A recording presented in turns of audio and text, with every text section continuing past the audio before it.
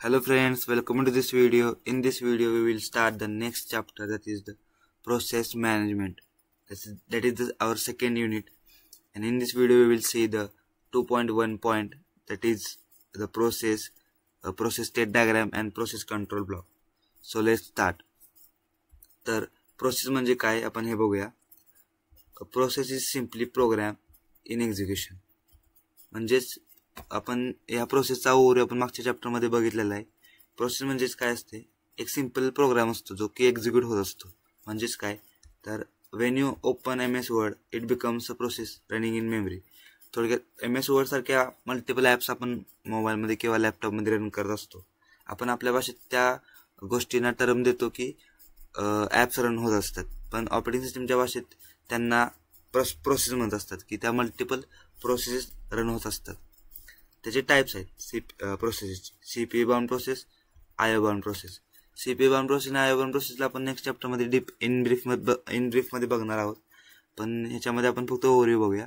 CPU bound process म्हणजेच काय, ज्या प्रोसेस जास्त टाइम देतात CPU बरोबर इंटरॅक्ट करतात, म्हणजे ज्यांना CPUची जास्त वेळ गरज असते त्या प्रोसेसना CPU बाउंड प्रोसेस म्हणतात. CPU बाउंड प्रोसेसला IO डिव्हाइसची कधीतरी गरज लागते. आणि IO बाउंड प्रोसेस म्हणजेच काय, ज्या प्रोसेसना IO डिव्हाइसेसची सारखं कनेक्टिव्हिटी ठेवावी लागते रन होण्यासाठी किंवा एक्झिक्यूट होण्यासाठी, आणि त्यांना CPUशी लेस इंटरॅक्शन करावं लागतं, त्यांना म्हणतात IO बाउंड प्रोसेस. म्हणजे नावाच कधी CPU बाउंड प्रोसेस म्हणजे ज्या प्रोसेसला जास्त CPUची गरज आहे, आणि IO बाउंड प्रोसेस म्हणजे ज्या प्रोसेसना जास्त IO डिव्हाइसची गरज आहे. ह्याचा आपण इन डेप्थमध्ये नेक्स्ट चॅप्टरमध्ये बघणार आहोत. आता आपला पॉईंट आहे प्रोसेस स्टेट डायग्राम. ही तुम्हाला डायग्राम एक्झाममध्ये विचारतात दरवेळी, तर त्यासाठी तुम्हाला डायग्राम लक्षात ठेवणं खूप गरजेचं आहे. डायग्राम इज प्रोसेसच्या फक्त 5 स्टेट आहेत: न्यू, रेडी, रनिंग, वेटिंग आणि टर्मिनेटेड. आता आपण ह्या काय आहे ते बघूया आधी. न्यू म्हणजे काय, ॲडमिट झाली, म्हणजे ती प्रोसेस क्रिएट झाली आणि ती ॲडमिट झाल्यानंतर ती रेडी स्टेटमध्ये गेली.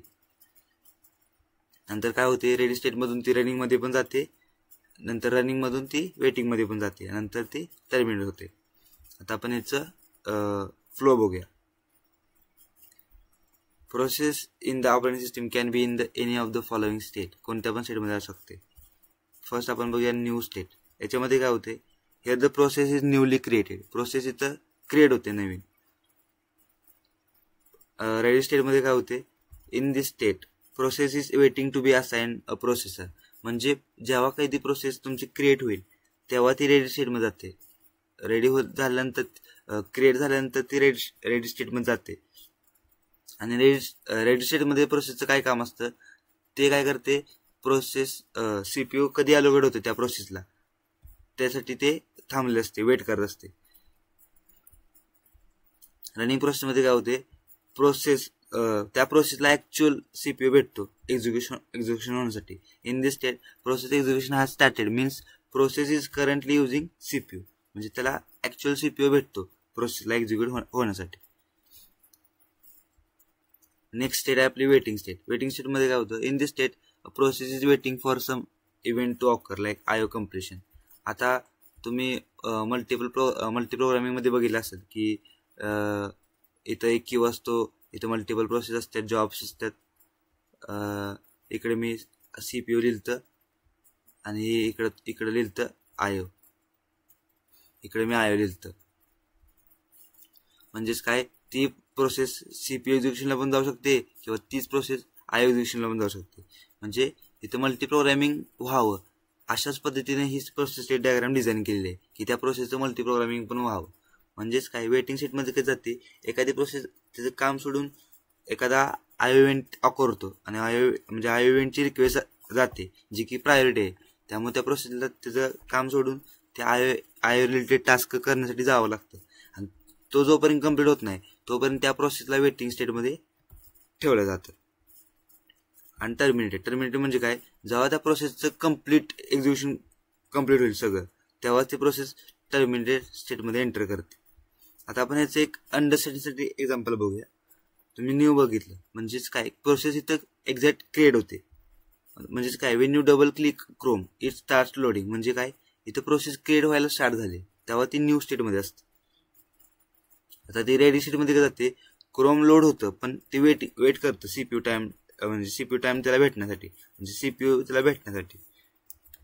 रनिंग मध्ये काय होतं, तुम्ही ऍक्च्युअल ब्राउझिंग करता क्रोम मध्ये आणि त्याचं म्हणजे सीपीयू एक्झिक्युटिंग इन्स्ट्रक्शन चालू करता, म्हणजे तुम्ही काहीतरी सर्च करायला चालू करता तेव्हा ते तुमचं क्रोम चालू होतं रन व्हायला. वेटिंग मध्ये काय जातं, process is waiting for some event, Chrome is waiting for internet data to load web page. म्हणजेच काय, इथे तुम्हाला इंटरनेट म्हणजे एखाद्या आयओ डिव्हाइसची गरज आहे. आयओ डिव्हाइस म्हणजेच काय, इथं इंटरनेट म्हणजेच काय तुम्ही म्हणणार, राउटर थ्रू इंटरनेट तुमच्या लॅपटॉपला इंटरनेट भेटतं. म्हणजेच काय, इथं आयओ रिक्वेस्ट ऑकर झाली मध्येच की तुमचं प्रोसेस क्रोम तर लोड झाले पण तुम्हाला सर्च करता येईल झालंय का, कारण तुमच्या लॅपटॉपला नेटच नाहीये. नेटसाठी तुम्हाला राउटर म्हणजे एखाद्या एक्सटर्नल डिव्हाइसची गरज आहे जेणेकरून तुम्हाला इंटरनेट भेटेल.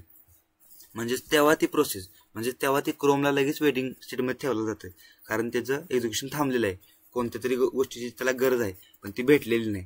म्हणजेच काय, वेटिंग फॉर सम इव्हेंट या गोष्टीचं, या शब्दाचा अर्थ लक्षात ठेवा की वेटिंग फॉर सम इव्हेंट म्हणजेच काय, त्या प्रोसेसला कोणत्या तरी आता गोष्टीची गरज आहे पण ती त्याला भेटलेली नाही. ती भेटच तोपर्यंत त्या प्रोसेसला वेटिंग स्टेटमध्ये ठेवलं जातं. नेक्स्ट स्टेट आहे आपली टर्मिनेटेड, म्हणजे जेव्हा तुम्ही प्रोग्राम तुमचा क्रोम क्लोज करता तेव्हा ती प्रोसेस एंड होते. अशा पद्धतीने आपण ते प्रोसेस स्टेट डायग्रामचा फ्लो बघितला आहे आपण, आणि अशाच पद्धतीने प्रत्येक प्रोसेस वर्क होत असते इंटरनली. नेक्स्ट आपण बघूयात process control block. Process control block म्हणजेच काय, थोडक्यात डायरी आहे प्रत्येक गोष्टीची, की आपण ह्या गोष्टीसाठी किती काय गोष्टी, थोडक्यात अकाउंट, आपण अकाउंटमध्ये बँकेत अकाउंटिंग असतं की प्रत्येक गोष्टीचा एक ठेवलेला असतो डाटा, की बाबा ह्या गोष्टींना इतका यूज झालेला आहे, ह्या गोष्टीत इतका खर्च झालेला आहे, कुठे खर्च झालेला आहे, ह्या गोष्टींचा थोडक्यात एक अकाउंटिंग इन्फॉर्मेशन ठेवले जाते. तसंच प्रोसेस कंट्रोल ब्लॉक म्हणजे काय, डाटा स्ट्रक्चर आहे जो की प्रोसेसची सर्व इन्फॉर्मेशन सेव्ह करत असतो, की प्रोसेस कधी क्रिएट झाली, कोणत्या आता स्टेटमध्ये रन करते की नाही, सर्वेशन मध्ये गेल्या का नाही गेलेली, एक्झिक्यूट झाल्या का, मग तिला स्वॅप करायचं. म्हणजे ह्याच थोडक्यात गोष्टी प्रोसेस कंट्रोल ब्लॉक मध्ये बघतो आपण. तर आपण बघूया process control block. Each process is represented by each process control block. म्हणजे जेव्हा कोणती पण प्रोसेस क्रिएट होते तेव्हा त्या प्रत्येक प्रोसेसला एक सेपरेट पीसीबी अलोकेट होतो. म्हणजे पीसीबी म्हणजेच काय, प्रोसेस कंट्रोल ब्लॉक अलोकेट होतो. पीसीबी म्हणजेच काय आहे, पीसीबी म्हणजेच एक डाटा स्ट्रक्चर आहे जो की प्रोसेसची सर्व इन्फॉर्मेशन स्टोअर करत असतो. PCB also called as task control block. म्हणजे त्या पीसीबीला टास्क कंट्रोल ब्लॉक असं म्हटलं जातं. वेन प्रोसेस इज क्रिएटेड, म्हणजे प्रोसेस जेव्हा क्रिएट होते, OS creates PCB and release whenever process terminates. म्हणजे ती प्रोसेस जेव्हा क्रिएट होते तेव्हा ओएस प्रत्येक प्रोसेसला त्याचा सेपरेट पीसीबी असाइन करतो आणि तो रिलीज पण करतो. जेव्हा ती प्रोसेस संपेल तेव्हा तो त्या प्रोसेसची रिलेटेड असणारा पीसीबी पण तो रिलीज करून टाकतो. म्हणजे त्या प्रोसेसकडून तो पीसीबी काढून घेतो ओएस. आता आपण त्या पीसीबीच्या मल्टिपल स्टेजेस आहेत त्या बघूया. ह्या प्रत्येक स्टेजेससाठी तुम्हाला एक्झाम मध्ये क्वेश्चन असतो. म्हणजे थोडक्यात प्रत्येक स्टेजेससाठी नसतो, पण तुम्हाला पीसीबी असा क्वेश्चन असतो, प्रोसेस कंट्रोल ब्लॉक एक्सप्लेन करा म्हणून. तेव्हा तुम्हाला ही प्रत्येक स्टेज लिहावी लागते, एक्सप्लेन करावी लागते. तर आपण बघूया प्रत्येक स्टेजचे एक्सप्लेनेशन. पॉइंटर म्हणजेच काय, it points to its parent process, child process or any reference process. It contains first memory address of those processes. म्हणजेच समजा आपण क्रोम उघडलं, तर क्रोम उघडलं म्हणजे ती एक प्रोसेस क्रिएट झाली, पण त्या एक प्रत्येक प्रोसेसला एक त्याची चाइल्ड प्रोसेस असते किंवा रेफरन्स प्रोसेस असते. म्हणजेच काय असतं, थोडक्यात मी एक एक्झाम्पल देतो पॅरेंट प्रोसेसचं. आता तुम्ही एखादं क्रोम उघडलं, तर क्रोम लोड झालं तेव्हा ते एकटी सिंगल प्रोसेस आहे, पण तुम्ही त्या क्रोमच्या मल्टिपल टॅब्स ओपन करता तेव्हा त्या मल्टिपल टॅब्स त्या काय म्हणतात, त्या क्रोमच्या चाइल्ड प्रोसेस म्हणतात. की एक क्रोम ही पॅरेंट प्रोसेस झाली क्रोम, आणि त्याच्या मल्टिपल टॅब्स म्हणजेच काय झाल्या, चाइल्ड प्रोसेस झाल्या. आता रेफरन्स प्रोसेस म्हणजे काय झाली, आता तुम्ही एखाद्या क्रोमवर एखादी वेबसाईट ओपन केली, थोडक्यात व्हिडिओ एडिटिंगची वेबसाईट ओपन केली आणि तुम्हाला कोणता तरी व्हिडिओ जो एडिट करायचा आहे तो तुम्हाला अपलोड करायचा आहे. तर अपलोड करण्यासाठी तुम्हाला फाईल मॅनेजर थ्रूच अपलोड करावे लागणार. तर ती फाईल मॅनेजर ही झाली रेफरन्स प्रोसेस, क्रोमची रेफरन्स प्रोसेस. म्हणजे ती फाईल मॅनेजर आणि क्रोम तुमचं कनेक्ट झालं एखाद्या कोणत्या तरी कामासाठी, त्यालाच म्हणतात रेफरन्स प्रोसेस. म्हणजेच पॉइंटरमध्ये काय असतं, त्या प्रोसेसच्या रिलेटेड जेवढ्या काही पॅरेंट प्रोसेस आहेत, चाइल्ड प्रोसेस आहेत किंवा रेफरन्स प्रोसेस, त्या प्रोसेसचा पॉइंटर असतो तिथं. की आता समजा क्रोम आहे तर क्रोम हा पॉइंटरमध्ये सेव्ह होतो आणि त्याच्यामध्ये अजून एक गोष्ट सेव्ह होते की त्या क्रोम थ्रू अजून कोणत्या कोणत्या मल्टिपल चाइल्ड प्रोसेस क्रिएट झाल्यात, मल्टिपल रेफरन्स प्रोसेस क्रिएट झाल्यात, त्यांचा पॉइंटर पण त्या पॉइंटरमध्ये सेव्ह असतो. नेक्स्ट पीसीबीचा ब्लॉग आहे प्रोसेस स्टेट. ह्याच्यामध्ये ह्या ब्लॉगमध्ये काय असतं, this field of PCB stores the information about current state of process. म्हणजे त्या नावातच कळते प्रोसेस स्टेट. या फील्डमध्ये काय असतं पीसीबीच्या, की आत्ता प्रोसेसची कोणती स्टेट चालू आहे. आपण ज्या स्टेट बघितल्या मागं, new, ready, running, waiting, terminated, ह्या 5 स्टेट. ह्या 5 स्टेजमध्ये आत्ता प्रोसेस कोणत्या स्टेजमध्ये वर्क करत आहे त्या गोष्टीची इन्फॉर्मेशन प्रोसेस स्टेटमध्ये सेव्ह केली जाते. समजा प्रोसेस आता न्यू मध्ये, तर त्या प्रोसेस स्टेटमध्ये न्यू असं दाखवताना, न्यू मधून तुमची लगेच प्रोसेस रेडी मध्ये गेली तर तिथे लगेच अपडेट होणार रेडी. रेडी मधून रनिंग मध्ये गेली तर रनिंग लगेच अपडेट होणार. रनिंग मधून काय इंटरप्ट आला तर ती परत वेटिंग मध्ये जाणार. अशा गोष्टी. तर the state may be new, ready, running, waiting or terminated, ज्या काय आपण बघितल्या. नेक्स्ट पॉईंट आपला प्रोसेस आयडी. आता तुम्हाला प्रोसेस आयडी साठी हा एक्झाम्पल देतो. प्रत्येक क्लासमध्ये प्रत्येक स्टुडंटला एक पर्टिक्युलर रोल नंबर असतो, जो की प्रत्येकापेक्षा वेगळा असतो, सेम नसतो. कारण त्या रोल नंबरनुसार शिक्षकांना थोडी प्रत्येकाची नावं लक्षात राहतात. तर ते रोल नंबर थ्रू मुलांना कॉल करत असतात प्रेझेंटीसाठी वगैरे. तर रोल नंबर म्हणजे त्या पर्टिक्युलर स्टुडंटला आयडेंटिफाय करण्यासाठीचं एक सोर्स झालं. तसंच ही प्रोसेस आयडी की त्या प्रोसेसला एक डिफरंटली आयडेंटिफिकेशन करण्यासाठी हा झाला सोर्स. तर बघूया, each process is identified by its process number. म्हणजेच काय, प्रोसेस आयडेंटिफिकेशन नंबर म्हणजे प्रत्येक प्रोसेस ही प्रोसेस आयडेंटिफिकेशन नंबरने आयडेंटिफाय केली जाते. It's called as process identification number, PID. Every process has unique PID through which it is identify. म्हणजेच प्रत्येक प्रोसेसला एक युनिक PID दिला जातो, तो डिफरंट असतो प्रत्येक प्रोसेसला. PID is provided by OS, जो की OS द्वारे प्रोव्हाइड केला जातो. तर process ID of 2 processes are never same. म्हणजेच दोन प्रोसेसचा प्रोसेस आयडी कधीच सेम नसतो. कारण शेवटी प्रत्येक प्रोसेसला वेगवेगळ्या डिफरंटली आयडेंटिफाय करायचं. आपल्याला डिफरंटली आयडेंटिफाय करण्यासाठी आपल्याला युनिकच प्रोसेस आयडी द्यावा लागतो. नेक्स्ट पॉईंट आहे प्रोग्राम काउंटर. प्रोग्राम काउंटर मध्ये काय, this field of process PCB stores the address of next instruction to be executed. म्हणजे समजा आता मल्टिपल प्रोसेस, मल्टीप्रोग्रामिंग आहे, थोडक्यात मल्टीप्रोग्रामिंग OS यूज करतो आपण. तर आत्ता जी प्रोसेस रन होते त्याचा पॉइंटरमध्ये सेव्ह असतो. पण नेक्स्ट प्रोसेस कोणत्या रन होणार आहेत त्याचा सर्व ऍड्रेस ह्या प्रोग्राम काउंटरमध्ये सेव्ह असतो. म्हणजे ह्या प्रोसेस नंतर नेक्स्ट कोणत्या 4-5 प्रोसेस रन होणार आहेत त्याचा ऍड्रेस ह्या प्रोग्राम काउंटरमध्ये सेव्ह असतो. Address of next instruction. CPU registers. आता ह्याच्यामध्ये मल्टिपल रजिस्टरची इन्फॉर्मेशन सेव्ह केली जाते. म्हणजे ज्या करंट प्रोसेसला कोणत्या रजिस्टरची गरज आहे त्या सर्व रजिस्टरची इन्फॉर्मेशन या CPU रजिस्टर या फील्डमध्ये पीसीबीच्या सेव्ह केली जाते. This field contains the register required for execution of process. म्हणजे जेवढे रजिस्टर लागणार आहेत प्रोसेसच्या एक्झिक्युशनसाठी त्या सर्व रजिस्टरची इन्फॉर्मेशन या CPU रजिस्टरमध्ये सेव्ह केली जाते. This register may vary in number and types depending on computer architecture. प्रत्येक कम्प्युटरच्या आर्किटेक्चरनुसार त्या रजिस्टरचे टाइप्स आणि नंबर्स व्हॅरी होत असतात. म्हणजे प्रत्येक रजिस्टर हा वेगळा असतो, त्याचा टाइप बदलत जातो कम्प्युटर आर्किटेक्चरनुसार. They may include accumulators, index registers, stack registers, general purpose registers. आता हे रजिस्टर तुम्ही मायक्रो कंट्रोलर सब्जेक्ट झाला असेल तुम्हाला तर त्याच्यामध्ये तुम्ही बघितलं असतील. नेक्स्ट आपला फील्ड आहे पीसीबीचा memory allocations. This field of PCB contains information about size of memory occupied by processor.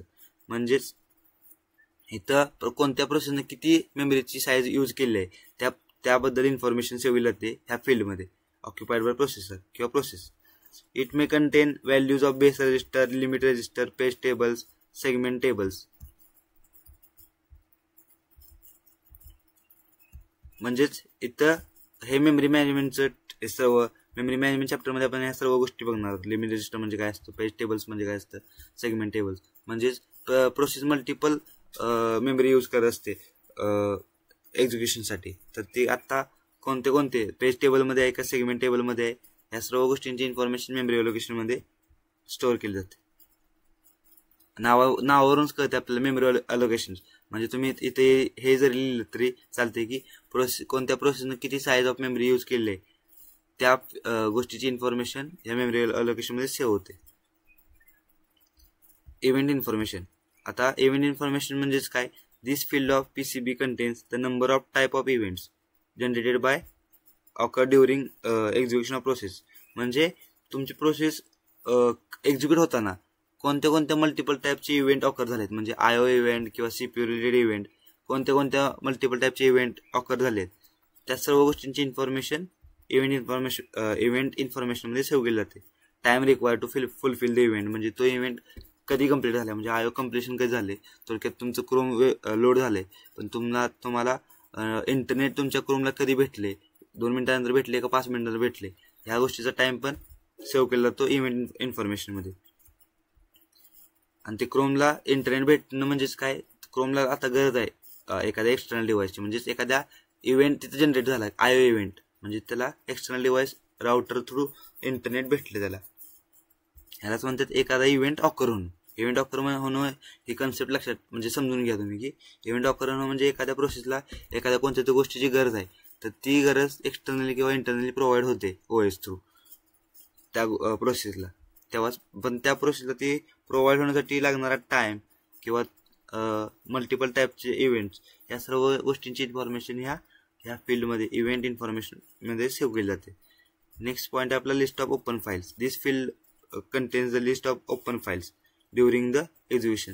म्हणजे काही प्रोसेसला कोणत्या तरी फाईल्समध्ये डाटा लागतो रन होण्यासाठी, तर त्या प्रोसेसनं कोणत्या फाईल्स ओपन केल्या through during the execution of process. म्हणजे प्रोसेस रन होताना ते फाईल मॅनेजरमधल्या कोणत्या फाईल्सची त्यांना गरज लागली त्या सर्व फाईलची लिस्ट ह्या फील्डमध्ये स्टोअर केली जाते. नेक्स्ट फील्ड आहे आपली PCB मधली प्रायोरिटी.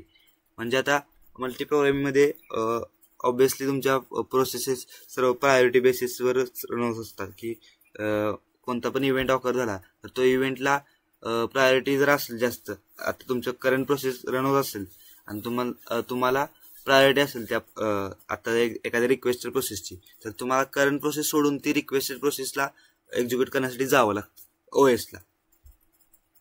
त्यालाच म्हणतात priority. This field of PCB contains the priority assign two processor. म्हणजेच या फील्डमध्ये तुम्हाला जी प्रोसेसला प्रायोरिटी असाइन केली जाते त्या प्रायोरिटीचा नंबर किंवा इन्फॉर्मेशन तुम्हाला या प्रायोरिटीमध्ये दिसते. The priorities number assign to a process depending on which process is schedule for execution. म्हणजे प्रायोरिटी म्हणजे काय, एक नंबर आहे जो की प्रोसेस डिपेंड आहे प्रोसेसवर की कोणत्या प्रोसेसला किती प्रायोरिटी द्यायची. म्हणजे ते प्रोसेस शेड्युलिंगमध्ये येतं की कोणती प्रोसेस कधी शेड्यूल करायची, या गोष्टीवर डिपेंड असतो त्याचा प्रायोरिटी नंबर. आणि त्या प्रायोरिटी नंबरवर त्या प्रोसेसचं एक्झिक्युशन ठरतं की कधी होणार आहे ती प्रोसेस एक्झिक्यूट.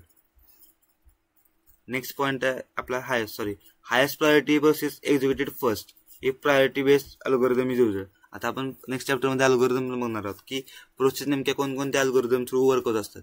तर प्रायोरिटी बेस्ड अल्गोरिदम पण आहे, त्याच्यामध्ये नावावरून तुम्ही एवढं लक्षात ठेवू शकता की प्रायोरिटी बेस्ड अल्गोरिदममध्ये प्रायोरिटीनुसार प्रोसेस सर्व एक्झिक्यूट होत असतात. ज्या प्रोसेसला हायेस्ट प्रायोरिटी आहे त्या प्रोसेस पहिल्यांदा एक्झिक्यूट होतात. ज्यांच्या लेस प्रायोरिटी आहे, समजा एखादी लेस प्रायोरिटीची प्रोसेस आता रन होते आणि मध्येच रिक्वेस्ट झाली एखादी हायेस्ट प्रायोरिटी प्रोसेस, तर तुम्हाला ती लेस प्रायोरिटीची प्रोसेस ला वेटिंगमध्ये ठेवावं लागतं कारण इंटरप्ट आला. आपण ते प्रोसेस स्टेटमध्ये बघितलंय. थोडक्यात आता आपण प्रोसेस स्टेटमध्ये जातोय 1 सेकंडसाठी.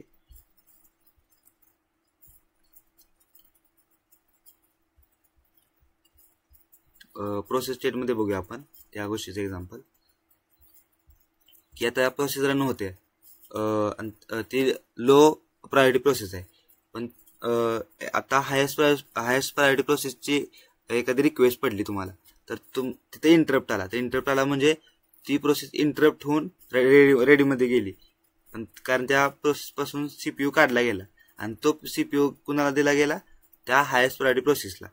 आणि जेव्हा काही तो हायेस्ट प्रायोरिटी प्रोसेस रन होऊन टर्मिनेट होईल, तेव्हा ती जी लेस प्रायोरिटी प्रोसेसची प्रोसेस रेडी क्यूमध्ये असते त्याला शेड्यूलर डिस्पॅचर म्हणजे काय, मेडिएटर असतो, जो की प्रोसेसला सेकंडरी स्टोरेजमधून मेन मेमरीमध्ये आणण्याचं काम करत असतो एक्झिक्युशनसाठी.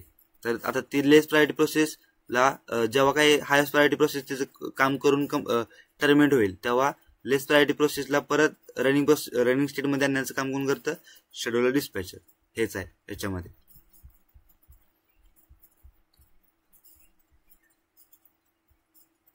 जे आता आपण बघितलं हायेस्ट प्रायोरिटी प्रोसेसचं एक्झिक्युशन होतं. नेक्स्ट पॉईंट आहे आपला आयओ इन्फॉर्मेशन. आयओ इन्फॉर्मेशन म्हणजेच काय, नावावरूनच कळते. This field of PCB contains the number of IO devices allocated and time duration for which those devices are allocated to current process. म्हणजे number of IO devices किती allocate झालेत कोणत्या प्रोसेसला, आणि टाइम ड्युरेशन किती टाइम ड्युरेशनसाठी तो IO devices allocate झालाय, ह्या गोष्टी सर्व इन्फॉर्मेशन आयओ इन्फॉर्मेशन मध्ये ह्या फील्डमध्ये सेव्ह केली जाते. नेक्स्ट लास्ट पॉईंट आपला अकाउंटिंग इन्फॉर्मेशन.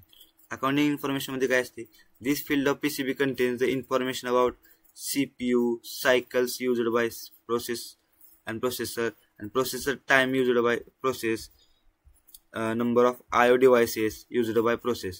म्हणजेच काय, तर अकाउंटिंग इन्फॉर्मेशन म्हणजे थोडक्यात त्या प्रोसेसला लागणारा CPUचा टाइम, CPU नंतर किती सायकल्स, CPUच्या किती सायकल्स यूज केल्यात त्या प्रोसेसनं एक्झिक्यूट होण्यासाठी, कोणते आय डिव्हाइसेस त्या प्रोसेसला लागलेले आहेत, या सर्व गोष्टींचा data, overall data accounting information मध्ये सेव्ह केला जातो. तर अशा पद्धतीने आपण PCB हा पॉईंट बघितला आहे. नेक्स्ट पॉईंट आहे आपला CPU शेड्युलिंग. लास्ट पॉईंट होता, सॉरी. हा CPU शेड्युलिंग इन्फॉर्मेशन मध्ये काय होतं, it includes the process priority pointer to scheduling queues आणि other scheduling parameters like arrival time, burst time.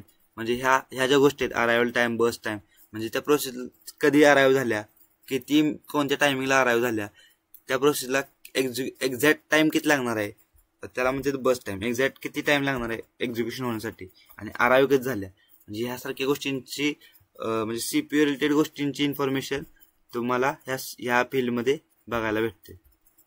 तर आपला हा लास्ट पॉईंट होता PCB मधला. अशा पद्धतीने आपण PCB सर्व पॉईंट बघितला आहे. आय होप तुम्हाला हा PCB प्रोसेस म्हणजे काय, प्रोसेस स्टेट डायग्राम म्हणजे काय, आणि PCB या सर्व गोष्टी समजल्या असतील. नेक्स्ट व्हिडिओमध्ये आपण नेक्स्ट पॉईंटला स्टार्ट करणार आहोत. So see you in the next one. Thank you.